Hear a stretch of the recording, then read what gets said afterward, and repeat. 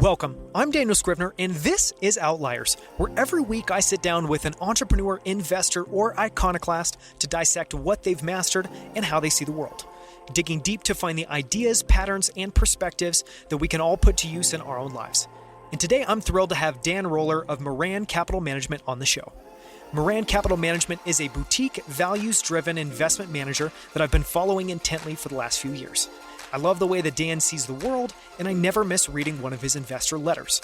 In this episode, we go deep on how becoming a better investor is similar to training for an Ironman competition, why Dan focuses on what he calls buy and build companies, and some of his favorite historic and recent examples there, his approach to investing in special situations, and what defines a good or bad opportunity. And I get his thoughts on SPACs and why he sees some interesting opportunities in the world today. Dan is a remarkable investor. Before he founded Maran Capital Management in 2015, he worked as an analyst for over a decade at firms like Credit Suisse First Boston, Impala Asset Management, Avesta Capital Advisors, and Scopus Asset Management. As always, for links to everything discussed, as well as the show notes and the full transcript of our conversation, visit outliers.fm. And finally, here's the bit where I remind you that nothing we discuss should be considered investment or financial advice. This conversation is for informational and hopefully entertainment purposes only. Please do your own research and come to your own conclusions, or speak to your financial advisor before putting a dollar into anything we discuss. And now, let's jump into this incredible episode.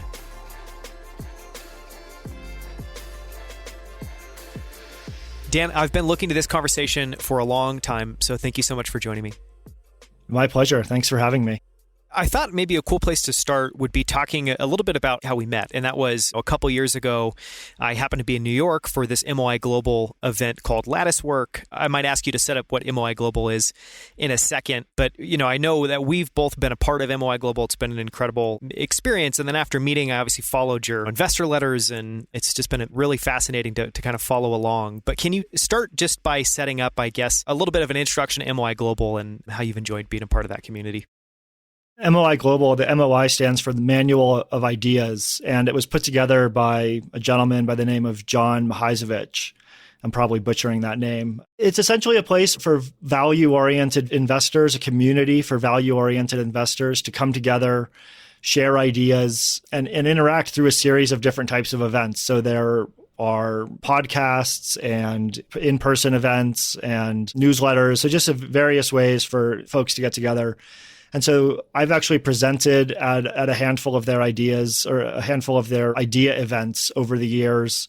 I've participated in others, learned a lot from the community. So it's a great community of value-oriented investors, and I would recommend anyone interested to check it out. Yeah, and I think the website, I guess I could check it really quickly, but I think though, if you just Google search MOI Global, you do have to apply for a membership, but they have a lot of free stuff. So for anyone that sounds interesting to, definitely go check it out. I thought it would be good. So we're going to spend all of today talking about your firm, Maran Capital, and how you approach investing there and the fund that you run and some of the fascinating investments that you're in. But before we get too deep into that, I thought it would be great to if you could just do a little bit of a sketch of your background, because you have done a lot of things. You worked for a lot of different asset management firms as an analyst before founding it. So can you just talk about, I guess, your background and the kind of period leading up to founding Maran? So I'm a Denver native. I went to school at Duke University. I studied electrical engineering and computer science. And really how I got into investing was while I was at Duke, I joined the investment club. There was a sign on one of the bulletin boards around campus that said, "Make money." And it was an advertisement for the investment club. And so I turned up. I had never really done any investing of substance prior to that point. I turned up at the first meeting. I was really kind of hooked right away. And so, I was an eager freshman who was the only eager freshman who took the board of the investment club up on their offer that any member of the club could attend the board meetings and just sit in the back and listen. And so I started attending the board meetings of the investment club and started to learn and listen. And eventually the following year, I joined the board, and then I wound up running it as one of the two co-presidents my junior and senior year. So that arc of over 4 years at college, while I was learning how to code and studying computer science and electrical engineering, I was also really digging into investments as a hobby and participating in the investment club. And so that's really what launched my career, was the interest gained at that, kind of serendipitous encounter. And so I started gearing my life experience towards investing, doing various internships, and then moving to New York directly after college to go work in the industry. One thing I want to make sure that we touch on is you majored in electrical engineering and computer science. And in a lot of ways that seems, related to investing, or at least you're going to use some of those same kind of mental models and skills. But can you talk a little bit about, was investing this thing you discovered and then you just fell in love with it? And how does that background play into how you invest today? Electrical engineering, in a way, is applied math. It's applying math to the physical world of signals and systems. But computer science is an interesting way of thinking, and especially computer programming is an interesting way of thinking, where you have this set of tools in the form of a programming language, right? You have very basic commands. And out of those very basic commands, you can build up really complex systems, right? More complex than you can imagine using, classes and layering and various constructs. It's a series of mental models that have been really important to me in my career as an investor, but not because I use coding to help me invest, right? I'm not writing algorithmic trading programs or something like that. So I think it's more the constructs of how do you start with these very basic tools, these basic commands, right? How do you name a variable and get it to do something? It's been a very valuable background to have, despite not being directly applicable day to day in investing. There really isn't a direct connection. Investing was something that I think, like you said, I just kind of discovered. I read the value investing canon. I read Buffett and Graham and Munger and Phil Fisher and every book I could get my hands on in college. And so, value investing resonated with me right away. We could talk about value investing and what that means later on, because I think that a lot of people have this mindset that there's either value investing or growth investing. And I don't think that's the right framework. It was one of those things where I was just immediately hooked on this idea of analyzing businesses and studying companies. And so I ran with it. Can you set up just some of the groups that you worked at kind of before founding Maran? And I guess anything notable, anything worth calling out, any lessons learned, anything that applied in the future? After college, like I said, I moved to New York, and my first job was at Credit Suisse First Boston in the equity research department. And I was studying the transportation sector, and particularly the freight railroads. Kind of a seemingly boring industry to many, but also a critical part of the global infrastructure. Cyclical, but also elements of stability, capital intensive. So interesting place to get my start. But really, I wanted to be on the buy side, right? I wanted to be in investment firms. And I had the opportunity to, because my boss left Credit Suisse to go help start a firm, I had the chance to kind of go over to the buy side after just a year. And so over the next 11 years in New York, I was, as you mentioned, at a couple of different firms on the buy side. The firm that I joined my boss at was called Impala Asset Management. It was founded by Bob Bishop, who had previously been the CIO or very senior at both Soros and Tiger, right? He worked for Julian Robertson. So you could say that Impala was a Tiger Cub. And that was really where I laid the groundwork of thinking about being an investor, thinking about value. It was a firm that focused a lot on cyclical companies. And so we thought about peak earnings, trough earnings. We thought about replacement cost, the old Wilbur Ross framework of buying businesses at a third of replacement cost. We thought a lot about buying businesses when they didn't have any earnings. So the PE, if you looked at your screen, was infinity or, hundreds of times because it was at a cyclical trough. And then maybe selling them when the PE on the screen was 10 times because it was at a cyclical peak. It was a great foundation. And that's where I really made the transition from being a more junior analyst to taking on a more senior analyst role and then kind of launching my career onto becoming a portfolio manager thereafter. And I think that one of the things that the Tiger mindset teaches you, that framework of Tiger Global and Julian Robertson, is that when you have an investment thesis, when you think about an investment, you need a way to track whether it's working out without just looking at the stock price. And so we thought a lot about trying to come up with the right metrics to track to determine whether our thesis was on track without just looking at the stock price, because the stock price could do lots of things in the short term. And so, you don't necessarily want to determine your success or judge whether you were correct in something or not based on what the stock price does in the short term. And so I think that was something that, I've carried with me, is trying to have this framework for determining whether something is working out without looking at the stock price. And it might be based on earnings or volumes or pricing or whatever the thesis is based on, but it's not what the stock price is doing in the short term. It's fascinating. So it's like identifying some sort of an underlying metric that will be pointing in the right direction if things are playing out. And then you're looking at that for signal because, yeah, obviously the stock price itself is just a ton of noise most of the time. Exactly. And it may be improving a competitive advantage or strengthening a brand. And so it might not even show up in earnings in the short term. Maybe a company's investing more. And so I think spending time to think about how you're going to determine whether something is working out or not is something that, some people spend not enough time on. And that was something that was really drilled into me at an early stage in my career. It's fascinating. I'm going to go off on a tangent on a second, but over the weekend, I was doing some research and a company that I haven't looked at in a little while is BIC in France, which makes lighters and pins. And since I last looked, the business has definitely deteriorated, and their earnings are starting to decline. And they have a whole deck around kind of how they're gearing up with a series of goals around 2022. And it seems like this would be a perfect instance there because effectively it's a business with plenty going for it, but it certainly had some short-term kind of headwinds. They're saying they're going to turn it around. And so, I don't know, trying to take that approach and think about what would some of those underlying metrics be so that that's happening. It seems super fascinating.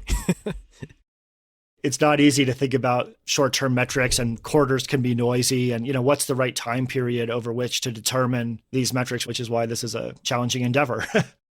You have that 11-year period where you're learning a ton. You're at a handful of different firms. It sounds like you went from an analyst to being more on the buy side. And you eventually go on to found, Maran Capital Management. And I'm always curious, one, I imagine that's obviously just a super critical point in your career.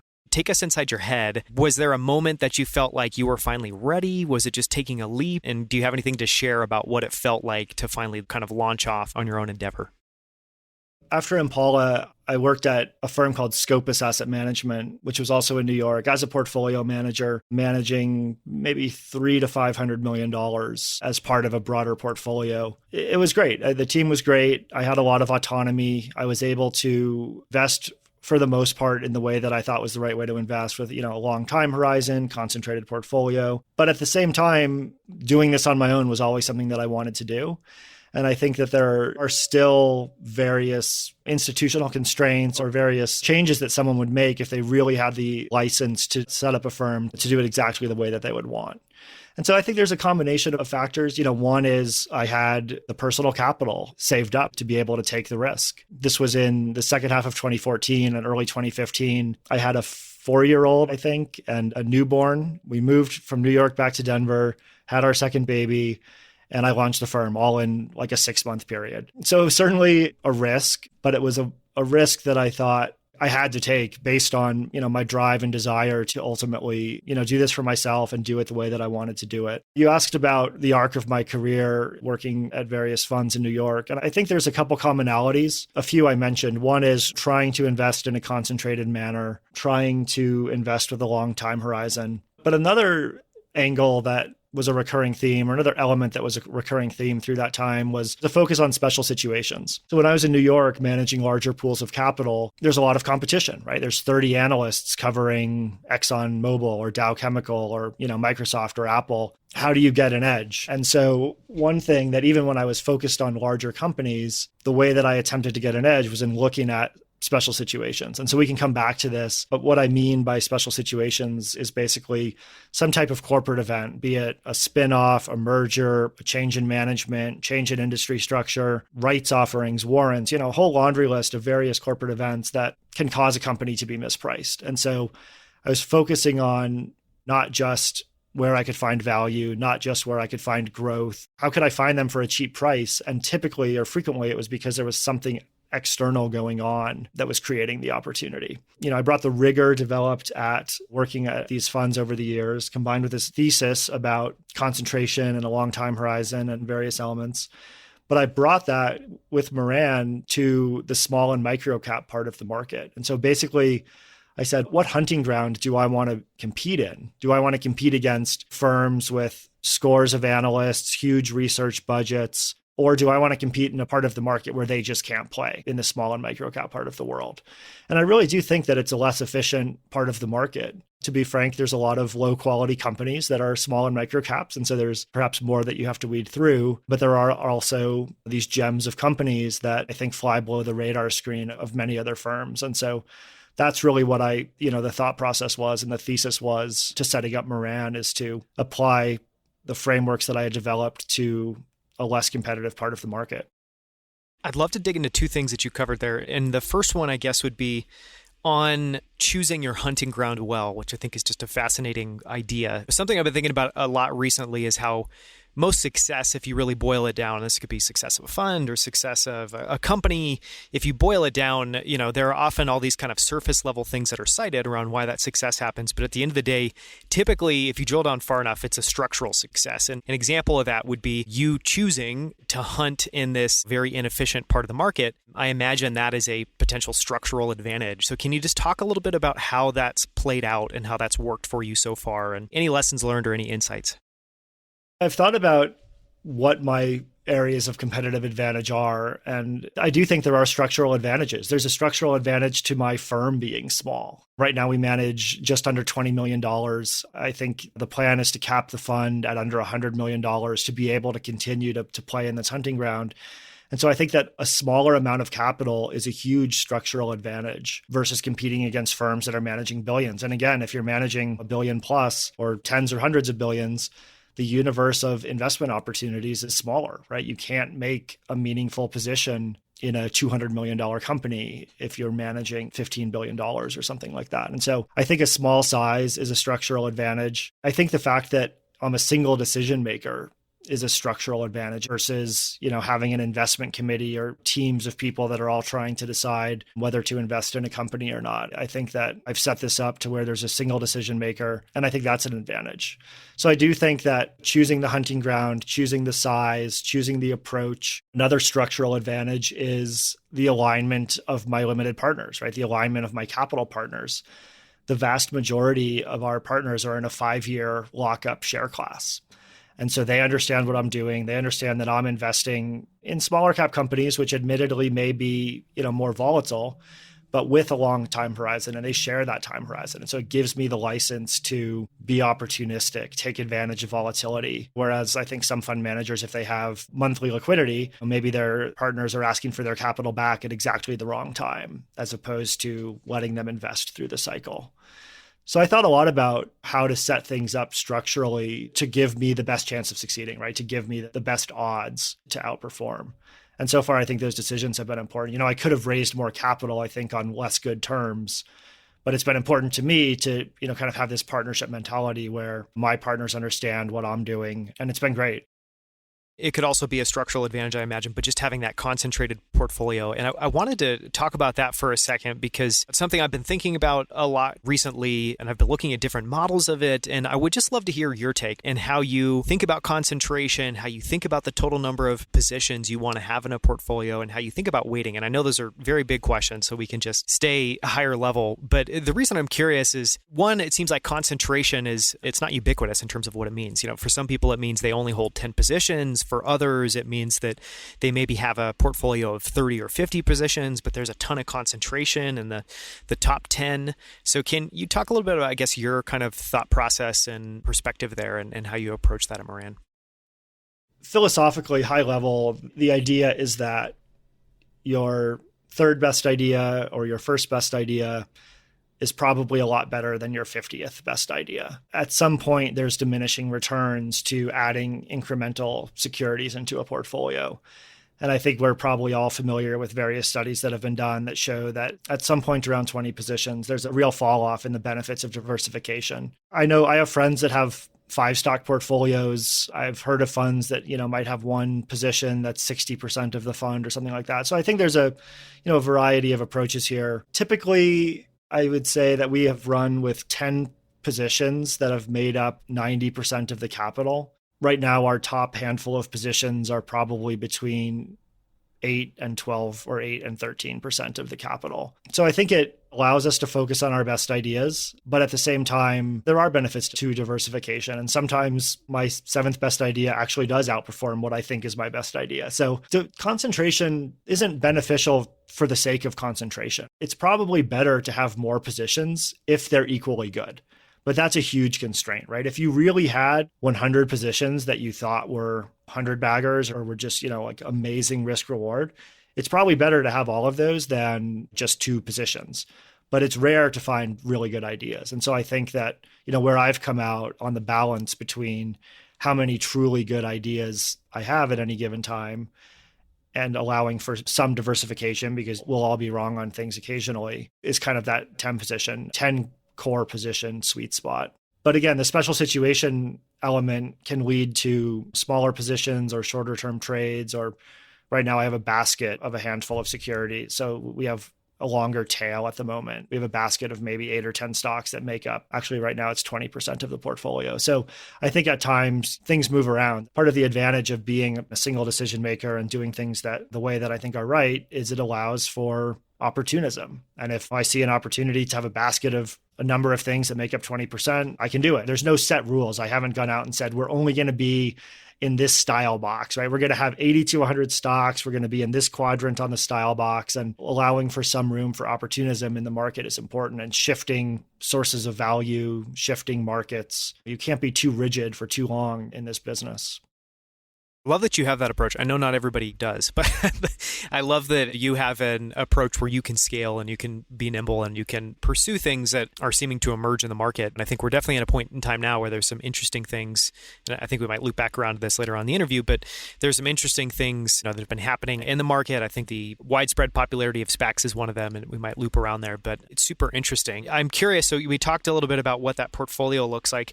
One question, and this may be a shot in the dark and you may not even have a great sense of this, but something I wanted to try to capture was you are managing at the end of the day an incredibly concentrated portfolio, but that doesn't mean you're only following a very small number of companies, or you're only looking at a very small number of companies. I guess, can you talk a little bit about how many companies you might look at in a year or in a quarter? Because I imagine, there's probably a dual track of there's always ongoing research and exploration, and then you also have a portfolio to manage. Can you talk a little bit about that overlap on the research side?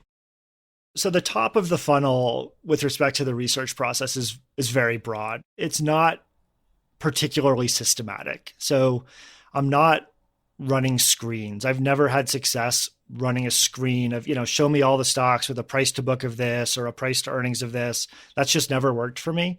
So the top of the funnel is pretty ad hoc. It's a lot of following interests, right? Like I'll read an article, or I'll be studying a company and I'll learn about one of their suppliers, or I'll learn about a competitor, or I'll have an investment in one region of the world in an industry, and then I'll learn that there's a company doing something similar in Sweden or in Korea or something like that. It's funny because a lot of allocators, there's this idea of asking the question, is your investment process repeatable? Do you have a repeatable process?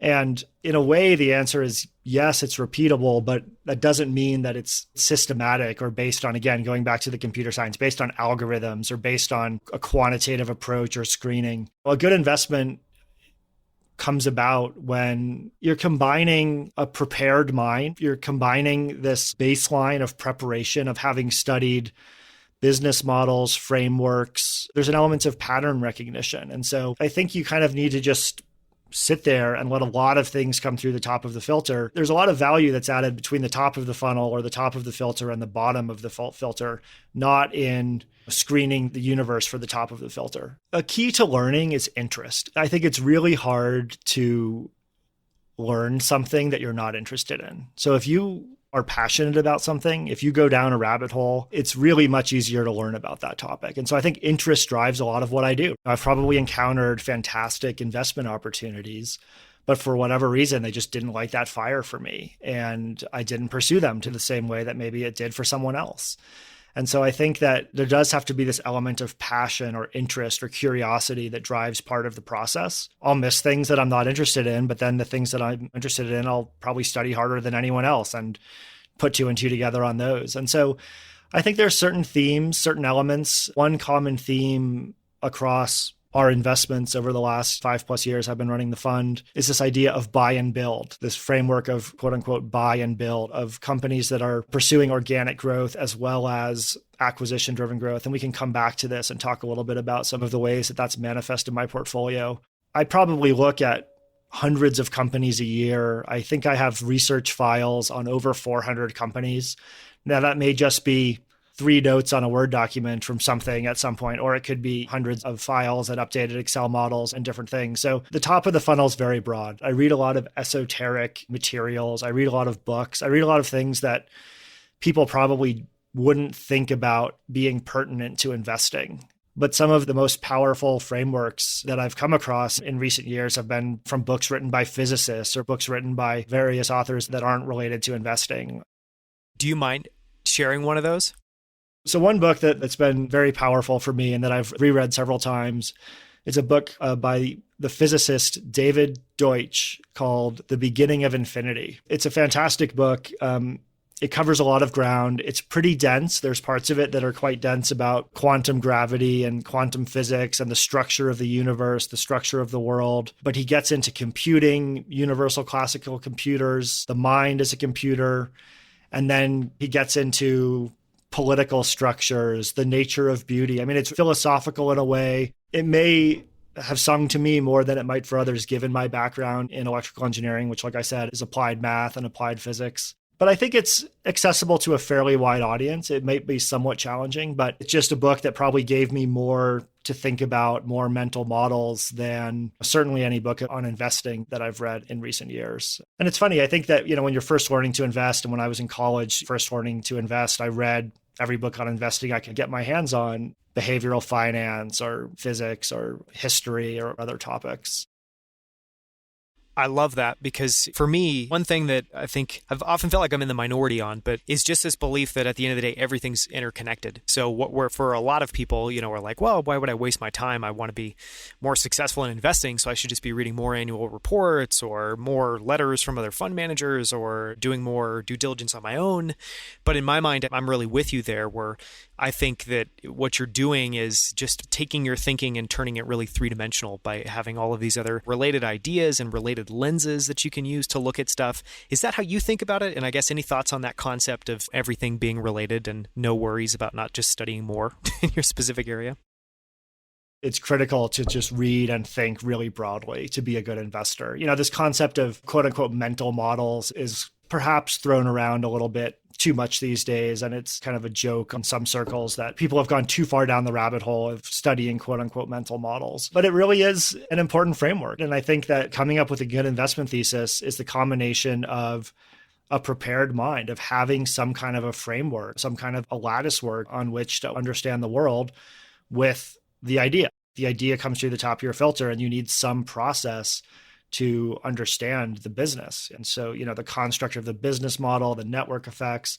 And if you haven't studied broadly, maybe it's human behavior, maybe it's psychology, maybe it's network effects or other things, I think that you're likely not going to be in a position to determine whether a company will be in a position to be successful over time. So I like reading what I call business biographies. So a couple that come to mind, I loved Biz Stone's book about Twitter. He was one of the co-founders of Twitter, called Things a Little Bird Told Me. I thought that was a fantastic business biography. And then I also really liked Creativity Inc. about Pixar. That was a great one. So physics, math, biology. I've been reading a lot of biology lately, how mitochondria work and cell biology is super fascinating. And again, there's probably no direct relationship to investing, but I think that you never know where some synapses are going to connect in the brain and spark an idea.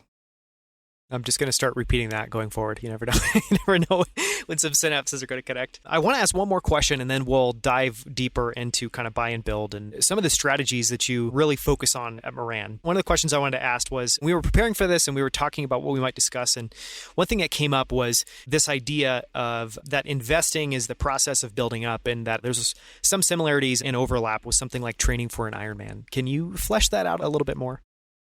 In college, I was a runner and I started just going for runs, like going to run around the golf course or something, and eventually wound up training for marathons. And then I guess endurance athletics has always been something I've been interested in. After lots of running, I started kind of beating myself up and beating my knees up. And I decided that a triathlon would be maybe less damage to the knee joints or something. And so I took an unconventional approach of doing the following items in the following order. I signed up for an Ironman and then went out and bought a bike that weekend and went for my first ride. So I kind of jumped straight into the deep end with this idea that I would try to do an Ironman triathlon.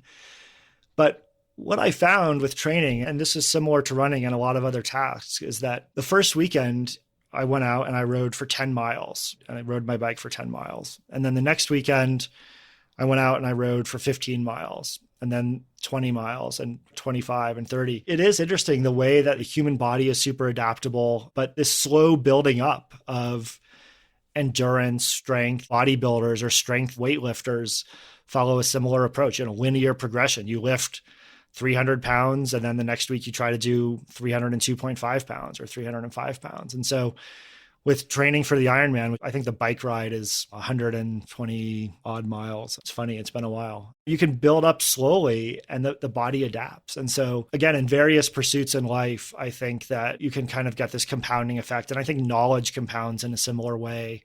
And studying business models compounds in a similar way. So, maybe the first time you study a semiconductor company, you don't even know what questions to ask. You read an annual report, you start to think about some frameworks for the industry, how many competitors there are, what are the margins like, what's the margin structure like. And then after a year of studying semiconductor companies, you can just be in a different universe with respect to the knowledge. It's so daunting to think, how am I going to ever do, a 12-hour race where you swim for an hour, then you ride your bike for 6 hours, and then you run for 4 hours or something like that.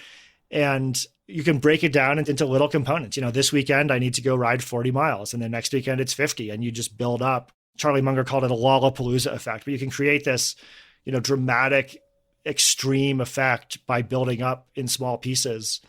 And we talked about computer programming at the beginning. Again, you take a very basic set of commands, for loops, the naming of variables, the 4 mathematical symbols. There really aren't that complicated a set of rules that are available to computer programmers, but you can just build a small function, and then a series of functions in a class, and then a series of classes in an object, and then a series of objects in a program, and a series of programs relating to each other. And you can create this really dramatic, complex system out of these little building blocks. And so I think there's some commonalities with, training for endurance events, building strength, and then with building knowledge and building a framework to have success at various pursuits. And so I don't want to overstretch the parallels. I don't want to try to overstate the parallels between training for endurance events and computer programming and building up of knowledge with respect to investing or other topics. But I do think there are some commonalities that are interesting to think about. I think there are a lot of commonalities. And I think one of those is something that I love that you focus on that I also find fascinating are companies that take this buy and build approach. And maybe in a second, we'll get into a few of those examples, but it's both a small universe, but it's also not that small. It's a somewhat popular model. And so one of the things I wanted to dig into there is we talked about this kind of very classic example of Warren Kanders and Armor Holding. Would you mind sharing for people maybe just the foundation? What do you think is really interesting and compelling about buy and build companies? And then maybe to set up an example of one, if you can flesh out that Armor Holding example.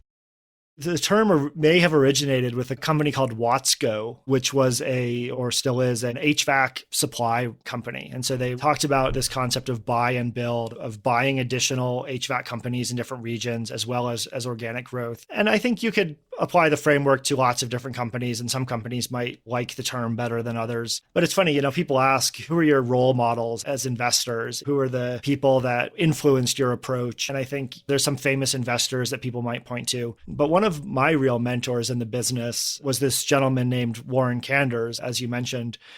And he took a little micro-cap business called Armor Holdings. In fact, at the time, it was called American Body Armor. It was a company that made bulletproof vests, holsters, accessories for the law enforcement industry. And I think when he came onto the scene, he bought a large block of the company, 20, 30%. It was tiny. I think it had a $5 million book value, sub $10 million of revenues. I think it was like 78 cents a share or something like that. 75 cents a share, I think, was his purchase price on the block trade that brought him into the company. And over the course of 12 years, he turned it into well over 100 bagger and wound up selling the business for $88. So it was a 100 bagger in 12 years. I think it's a 45, 50% CAGR. And it's $88 a share. So from 75 to 88. 75 cents to $88, over 100x. And the strategy was this buy and build. So you have this small business, $10 million of sales, not making a lot of money. And you think about both organic growth as well as value creating M&A. This was an extreme example. I think we probably shouldn't all base our worldview on the possibility of recreating this. Right next door to the concept of buy and build is the concept of a levered roll-up. The world is littered with levered roll-ups that got too levered and failed. And so I think there's kind of a fine distinction there between the categories for success, and the extent to which a company is using leverage is a critical component here. And it's an unheralded industry. Law enforcement accessories, they started doing up-armored limousines for dictators in various countries or politicians in Brazil or different things. So, they had this amazing result without, it wasn't a dot-com startup. It wasn't Google or Apple. And obviously there's been fantastic returns in parts of the technology sector, but there's also been fantastic returns in Monster beverage and Monster energy drinks and various other parts of the market that people don't associate with that level of success. It's a great exercise. If you look at, the top 30 returning stocks of the last 20 or 30 years, it's not just these tech darlings, right? It's not the top 5 handful of tech names that would come to the top of your lips. Now, they may be on there, but there's examples across many, many industries. It's not certainly been our exclusive strategy, but again, you think about these frameworks and these areas where things rhyme, these buy and build strategies have been something that we've come back to and invested in over time. And so one of our top holdings for the last 5+ years, since shortly after I launched the fund, has been a company called Clarus Corporation, which is Warren Kander's next vehicle. So he sold Armor Holdings. He has now been building in the public markets this vehicle called Clarus Corp with a similar framework, right? Organic growth, building brands organically, and then smart bolt-on acquisitions. We own one in the non-sugar sweetener business called Whole Earth Brands, which recently came out of a SPAC or a busted SPAC. It was a SPAC that broke deal. So kind of this idea of a special situation leading to a core holding with a buy and build framework. We own a company called American Outdoor Brands, which was a spinoff from Smith & Wesson, Smith & Wesson's outdoor products group. Again, it's kind of a special situation, creating the opportunity, the spinoff. There were forced sellers, but they're pursuing this buy and build framework. And then another top holding, again, this is a portfolio of roughly 10 core positions. About half of them are kind of in this buy and build framework.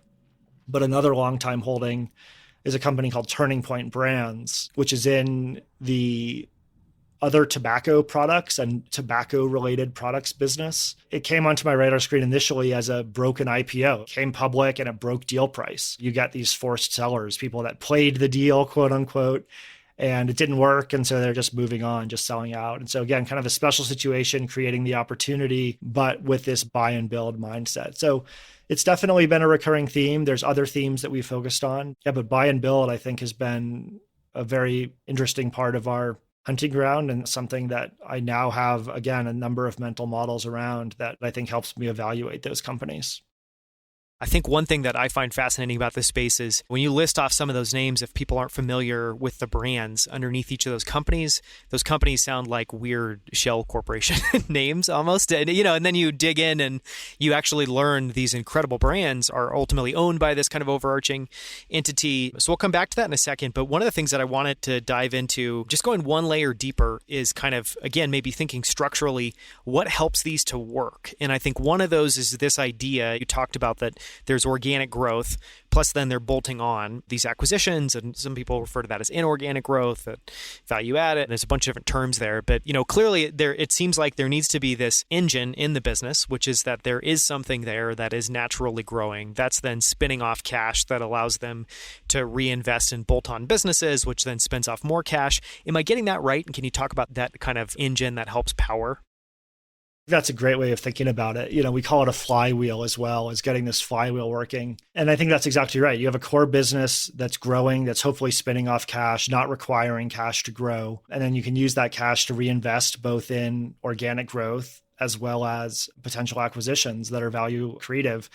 And there's another component here which can come into play, which is that when a company in this mold is working well, it may have an equity cost of capital that is favorable to acquisition. So in other words, if a company is trading in the market for 12 times EBITDA because people perceive it as a good business that's run by a good capital allocator that's growing, they may be able to buy smaller peers for 4 times EBITDA. If you have that type of disconnect between one company's cost of capital and then the cost of deals available to them, that can create a pretty powerful flywheel. So again, going back to Watsco, HVAC, servicing and installation, et cetera, you can go buy small HVAC companies for very low multiples. But if you're trading in the public markets with a real equity currency, you can use that currency at times.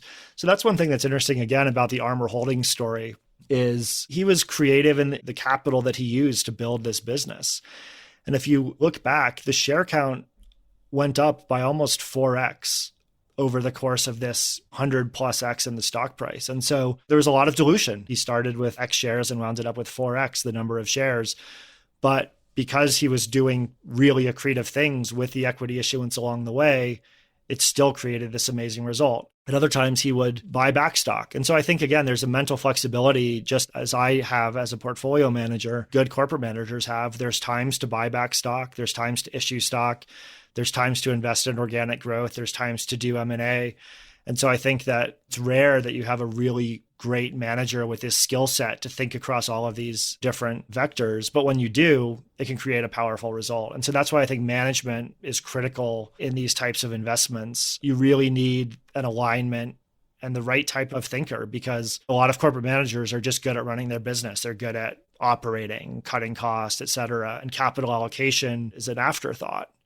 And so I think that, these buy and build stories, capital allocation is a critical component of their success and needs to really be a primary skill set of the leader of the business for it to work. Which is super hard to underwrite. But I think it's a great point there, which is, inherently these are, I don't know if you want to say the word risky, but these are higher risk strategy. And so one of the ways to de-risk that is clearly by having a great manager there, by having someone that can pull on all these levers at the right time. One of the things that I also wanted to talk about was, so inherent in this idea of buy and build is buying. And, typically when conventional wisdom on acquisitions would suggest that most acquisitions don't work out, most acquisitions don't end up being accretive. They end up being, all things considered, neutral to value destructive at times. And I think we focus probably too much on the value destructive acquisitions, but are there examples you can think of buy and build strategies gone wrong that can help elucidate or draw out what it takes to do a buy and build strategy right? Or I guess thoughts on how that goes off the rails and how a company can be successfully good time and time again at doing these acquisitions. I think that this concept of a levered roll-up, which is maligned in some cases, is very similar to this. And some could say, well, you're just talking about levered roll-ups. There's no difference. It's just a difference in term, but not a difference in action between a levered roll-up and a buy and build strategy. Probably the most famous recent example of a levered roll-up or buy and build strategy gone awry is Valeant. A lot of people thought that Valeant Pharmaceuticals was run by an outsider CEO, an owner-operator, an excellent capital allocator, and turned out to be a disaster. So I think there are some nuances that I think are important to try to pay attention to, but there are risks. And so I think leverage is a key component. Alignment is a key component. This concept of skin in the game, do you have your own money and a meaningful portion of your own money invested alongside your shareholders, or in the case of a fund manager like myself, invested alongside one's LPs? If I had to point to the number one area where these things go wrong, it's with the use of leverage. So Claris, for example, the current Warren Cantor's vehicle, has very little debt. It's done this strategy by using cash flow to make acquisitions rather than take on a lot of debt. I think the debt is probably a half a turn or something on this year's numbers. Whereas you see cyclical companies pursuing this strategy, there's been a number in trucking, I think, trucking companies are buying smaller truck businesses, and you get levered 4 or 5 times, and then you get a downturn and your EBITDA gets cut in half. So then you're levered 8 times. And the whole thing falls apart. And so again, Turning Point Brands is another example. It's a very stable core business. Some of their businesses date back 150 years. So you have this very, very stable core business that can support some leverage. And there is a little bit of leverage there, but they haven't gone to the extremes that you see in some of these things that blow up. So I'd say the number one way that you can get in trouble with this kind of strategy is through excess leverage. And that Claris example's fascinating because they employ such little leverage, because getting leverage, especially if or I think the bar has fallen so low, I was going to say as long as you're profitable, but I don't even know if that's the case anymore. But leverage is so easy now. So I'm guessing some of that is potentially lessons learned. Some of that's just, wanting to pursue a little bit of a less risky strategy. But there's something pretty remarkable there about the fact that they are acquiring and growing, but they're using such little leverage. It seems like a lot of discipline.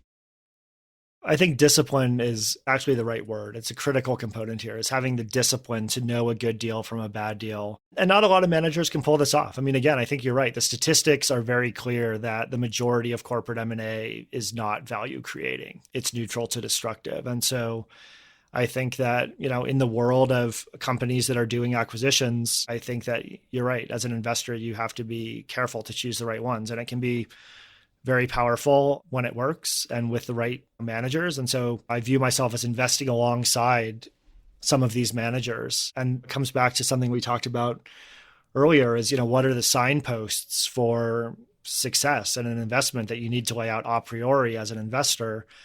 And one of those is doing good deals. So I think if you're invested in one of these companies and they do a deal that doesn't make sense, that needs to be a pretty immediate red flag that this is not what I thought it was.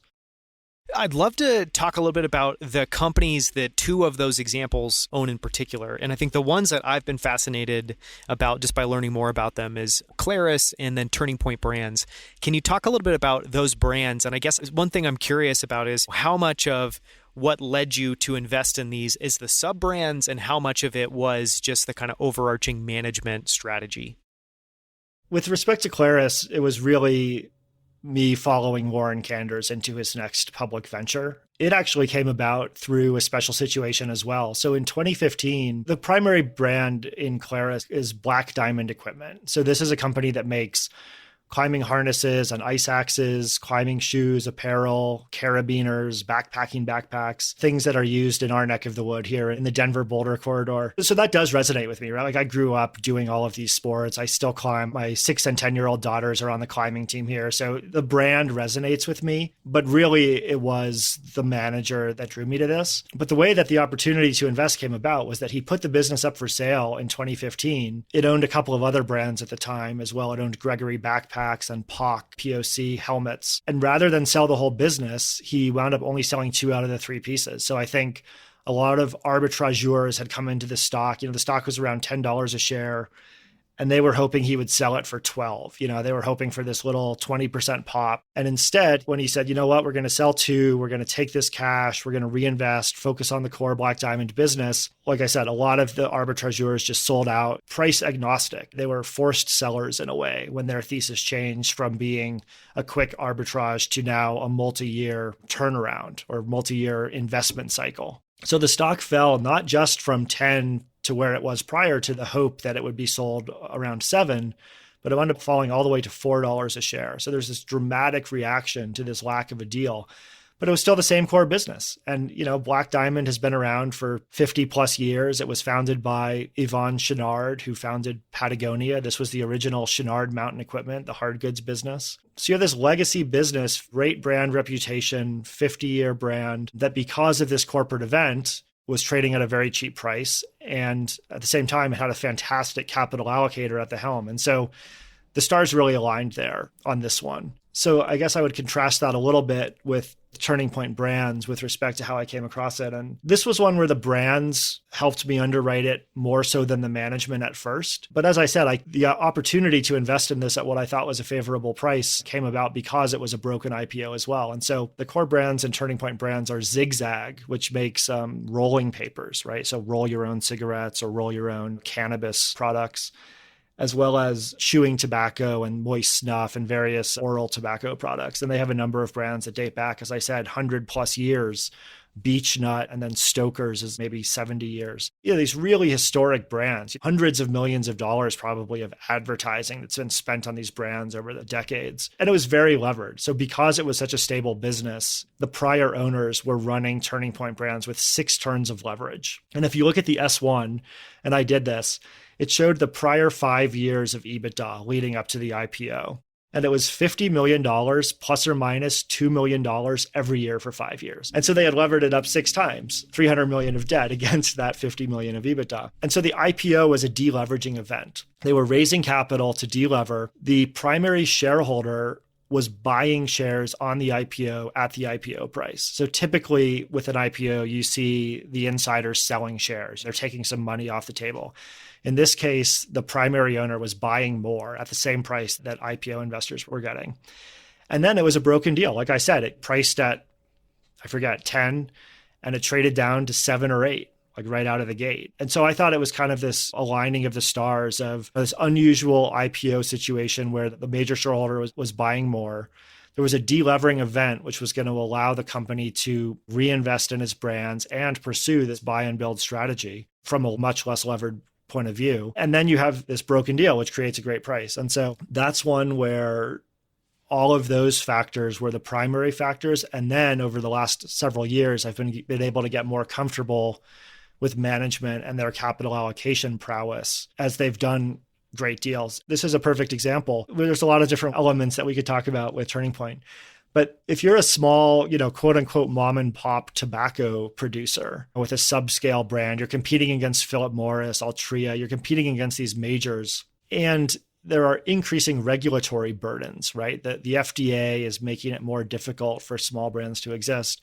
There aren't a lot of buyers. You can't sell to Philip Morris because they don't care about your 4 million of EBITDA, but Turning Point does. And so the average purchase price that Turning Point has been able to pay for some small bolt-on brands has been very favorable. So again, with Turning Point, you have this dynamic of they can trade in the open market at 10 or 12 times EBITDA, which still seems very cheap or reasonable for a company with this kind of stability and organic growth prospects. But they've bought businesses for 4 to 7 times EBITDA. The first deal they did out of the gate was a small regional tobacco brand, and they paid 4 times EBITDA. And so I think that's an example of this flywheel. They actually haven't issued equity to do these. They've issued a convert. So I still think it manifests itself in their low cost of capital. But the idea is that they have been able to buy things very cheaply because of the structure of the industry. I love both of those examples. And one of the things I love there, and you touched on it earlier, and I thought it would be great to come back around to it, is just this concept of kind of value versus growth, and how rather than versus, you can have value and growth. And I think in both of those, what I love is there's clearly a value element where something was broken. There was some sort of a mispricing element to both of those companies, both of those securities. And then at the same time, there's obviously these enormous growth prospects, some sort of a value component existing and potentially still existing. And also in this same company, a growth component existing. Can you talk about, I guess, your view of that value and growth, and just any kind of meta thoughts on how you think about those two things, and are they really different? I think a lot of people's minds just go haywire when they start thinking about this value versus growth debate. It's this Charlie Munger quote, right? Or the Buffett quote, all sensible investing is value investing. You want to get more than you're paying for. And growth is an input. Growth is an input into the value of a company. I love growth, right? I'm a value investor. I'll say that. I'll admit that. Maybe it's been a dirty word over the last couple of years, but growth is an input into valuing a company. So are margins, so are returns on capital, so are a lot of other things. I talk about this idea of buying compounders priced like cigar butts, right? Like companies that can compound value, can grow organically, but they're priced for some reason like a cigar butt. And I think that in the case of Claris at $4 a share after this broken deal, or Turning Point Brands kind of on the broken IPO, these are each examples where I was able to pick up compounders. And Zigzag, both of the core businesses with inside of Turning Point Brands, Zigzag and Stoker's, are growing double digits. These are 10% plus top line growth rates on top of the stability, expanding regionally, expanding markets. It's great. And same thing with Black Diamond Equipment. Climbing interest is on the rise. People are getting outdoors more. Climbing gyms and indoor climbing are becoming more popular. Climbing was added to the Olympics for the first time. I think it was meant to be last year, and now we'll see if it happens this summer in Tokyo. But for the first time ever, climbing was going to be in the Olympics. And so there's this secular growth trend dating back 50 years. Black Diamond has grown at a 10% CAGR for 50 years. It's priced like it was going out of business or something. And so growth is great. I just have a hard time paying some of the prices that some companies that are perceived to have high growth trade for in the market. So right now there's fantastic business models, software as a service, asset light, high growth, but they trade for 10 to 40 times revenues, 10 to 40 times sales. And so I've just had a harder time underwriting the amount of years into the future that you have to underwrite to justify those prices. You might have to say, like, this company can grow 30% plus for the next 15 years to justify this price. Whereas I like having to say, this company just doesn't have to go out of business to justify this price. But oh, by the way, it's grown 10% for 50 years and it's a great brand, well recognized, right? Like, it's just, that's the way my mind works. Other people have done really well underwriting higher growth companies at higher multiples. I've done well underwriting solid, stable businesses with growth, with good capital allocation at very low prices. I'm so glad you shared that Warren Buffett quote because it seems like the perfect encapsulation of, it seems like some people have an adverse reaction to growth when it talks about calling a company a growth company, but no investor would ever invest in a business if it had zero growth prospects. So it's like you want to have both of those there, and growth is just an input. I love that. I love that model. One of the other things I wanted to come back to, we discussed kind of covering this in the interview, is I want to try to thread together two things. So I know something that you've been looking at is the kind of world of SPACs and what opportunities might exist in that space that you find particularly compelling. And I know that there's a lot of different lenses, again, that you can use by which to try to, make your own sense of SPACs and what seems interesting there or not interesting there. But I know you've taken kind of a special situation lens to it. Can you talk about those two things coming together and how that's kind of manifested itself in some investments? This is the basket that I was referring to earlier, is a basket of SPACs. And so we do own a handful of these.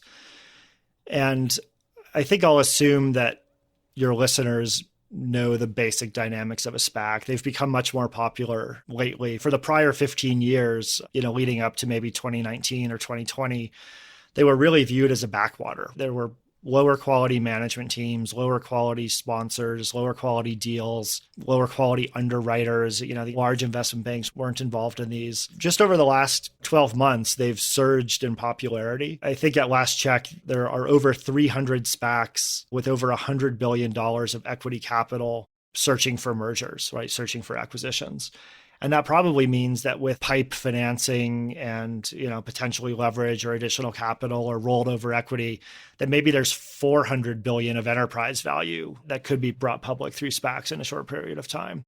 As with anything where there are that many deals in that short of a period of time, I think there's room for inefficiency. And so again, just kind of thinking about hunting grounds, I think that there's a lot of SPACs that are going to destroy capital and not work out well. But there are also an interesting asymmetrical opportunity to partner with high quality management teams. And so one of the critical elements of a SPAC is that investors have the right to redeem their investment for $10 a share up until the merger is consummated. So I invest $10 in a SPAC unit at issuance. Worst case, I can always redeem for $10. So it's a very unique security. And this is kind of where my background in evaluating warrants and rights and all of these esoteric corporate transactions comes into play. The SPAC unit is a unique security, and the SPAC common stock prior to a merger is a unique security.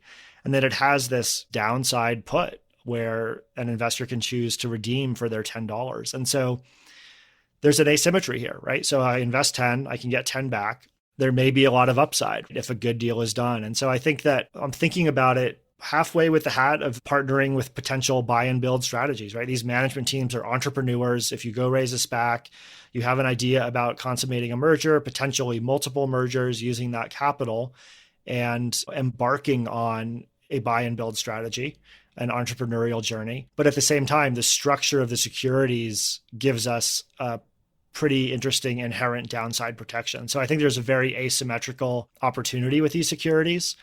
And that's why I think it's a very interesting hunting ground.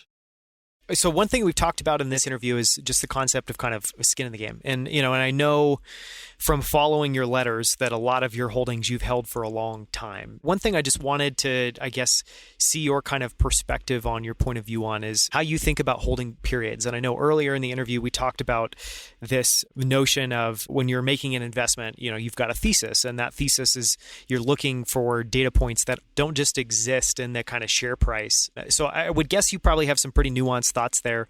Anything you can share around how you think about holding period, thoughts on when to sell, or tracking theses on kind of your investments?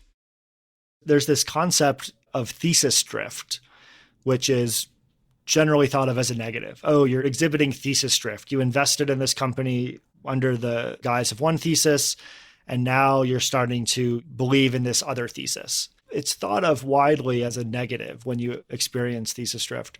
But I think it's critical that you constantly update your thesis. And, a great example is that when we first invested in Claris, I try to underwrite for a 3-year double, right? A stock that can double in 3 years. So if I invest in a security at $5 a share, all things equal, maybe I think it can be $10 over the next couple of years. But if a couple of years go by, I need to re-underwrite the thesis as I go. And maybe, now I think it's worth 20 and it stocks at 10 and it's still a 3-year double. And so I think that if you go in with a target price that's too firmly fixed, I'm buying this company for 40 and it's worth 80, maybe it gets to 75 and you sell it. But really what you need to do, I think, is constantly update your thesis as you go, which can allow for, longer holding periods because things do change. And at the same time, I go into investments with a multi-year horizon, but my thesis might be disproven fairly quickly. Let's say I get a special situation where there's a spin-off and a company comes out and it seems cheap and they have a lot of cash on the balance sheet and I'm betting on management to do some smart things. If they do some dumb things, I might pretty quickly say, you know what, I was wrong about this and move on. A priori, I would love for a longer holding period. It's tax efficient. You get to know companies well. You get to know managements well. There's a trap of getting to know companies too well. So you have to kind of keep yourself honest and maintain the appropriate amount of intellectual rigor. But it really is important to constantly update your thesis as you go. And, companies can start new divisions. They can start new businesses. This concept of thesis drift being a bad thing makes no sense to me. And so this is related. You mentioned the skin in the game concept. I'll just circle back to that as well. What I mean by skin in the game is a large personal investment in the same thing that you're selling to someone else, right? So I love it when my management teams own a lot of stock personally. That's the best form of alignment. And I think that it's important for a fund manager to have a large investment in the fund that they're managing. And so that's how we have it set up. And I have it set up is that, the vast majority of my net worth and all of my investment capital is invested in my fund that I manage alongside that of my clients. And so when I come across a company where the CEO chairman owns 25% of the business, I love that alignment because I think that, it's likely that he or she will make decisions that are more friendly towards shareholders, given that alignment. Corporate governance is a rabbit hole. There's a lot of nuance. Sometimes large ownership positions can cause companies to have entrenched management or other things. But in general, I think that skin in the game is an important element. And I do look for alignment between the management teams that run our companies and our investments. And I love that example you gave earlier around, I think it was Turning Point Brands going public, and rather than actually selling shares, being net buyers. And that's something I always enjoy seeing as well too, is, not only being compensated primarily through equity ownership and having a lot of equity ownership, but also seeing managers that are opportunistic and, kind of being able to see when they think the market is devaluing the business, because I think that always sends some interesting signals as well too. In terms of both their personal investments as well as through buybacks. And so I just think that you see additional alignment. You also see potentially smart capital allocation decisions. So we've gone all over the place with this interview, and it's been fascinating. So I want to come back to just a couple closing questions. And I think one, and I don't typically ask this, but just because of how much we've discussed, I thought it might be interesting. Is there anything that we haven't talked about that you think this interview wouldn't be complete without chatting about? And that could be anything from current market conditions to something that you think is interesting or notable in the news. I guess anything that is on your radar that you think other people might not be paying attention to.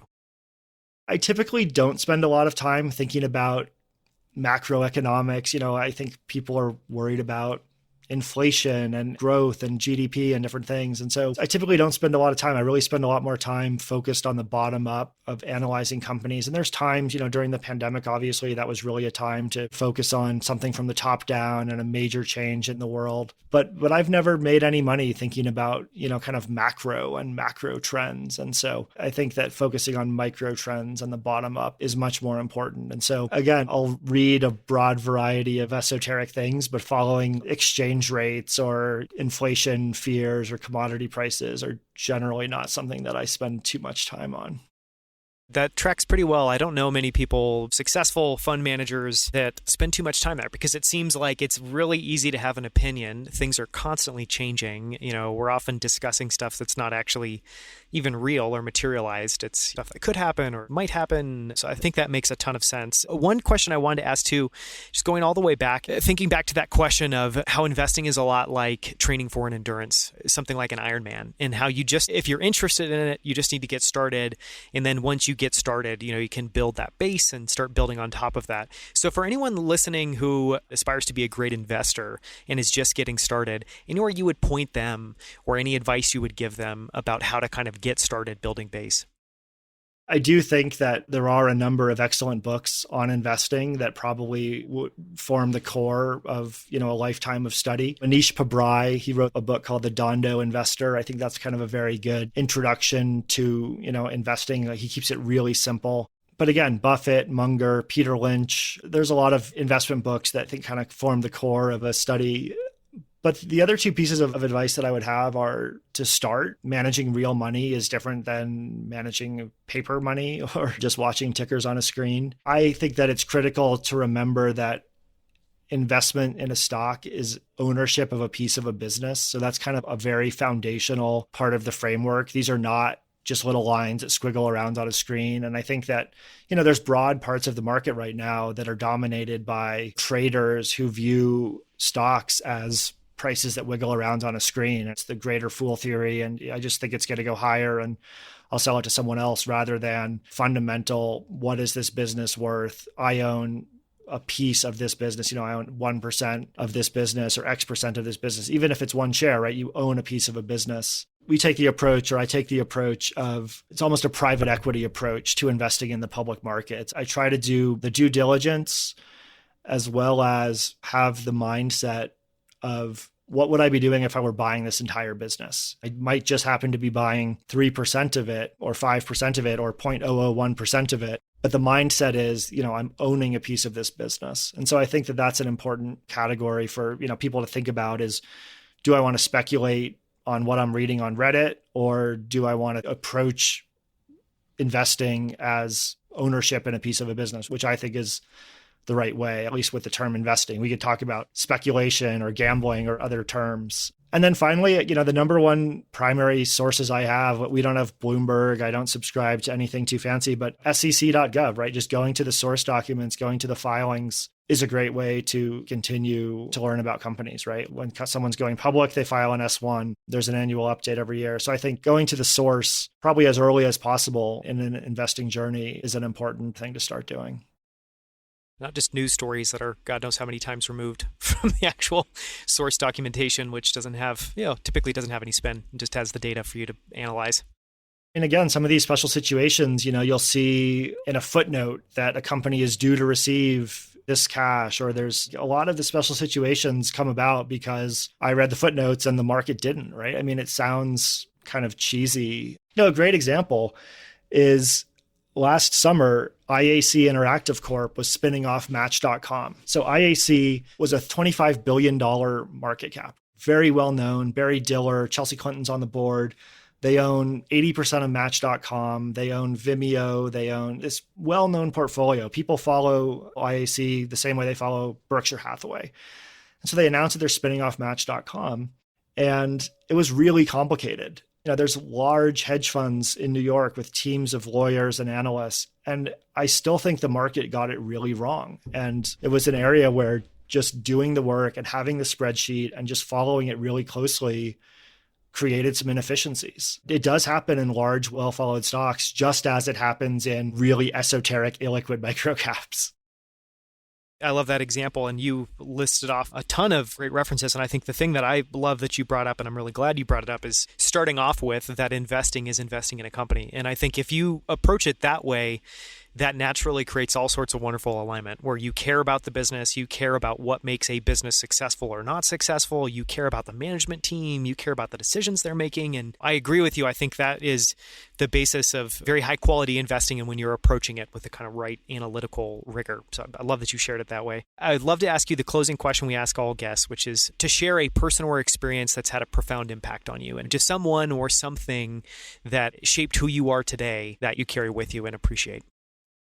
With respect to investing, I think, the mentor that I mentioned, Warren Kanders, and what he has built and the way that he has approached, value creation has had probably one of the biggest effects on me. It's funny, when I started my firm 5 years ago, I seeded it, just with personal capital. I didn't have any large seed investment. It was really a risk. And when I was, running the concept by people, I said, I'm thinking about starting my own thing. What do you think? There were people that were very encouraging, but the number of people that actually invested with me at the beginning was small, and it wasn't necessarily the list of people that I would have imagined. So I'm really grateful to my partners. Like I said, I think I have great partners in this business who share a long-term approach. They understand what I'm doing. And so, look, I'm still a one-man shop. It's a small firm. All of my investors have trusted me in doing something different and looking different. It's not logging on to Fidelity or going to a big mutual fund company. It's a little bit different. And so it's been fantastic to have these partners. They deserve a thank you.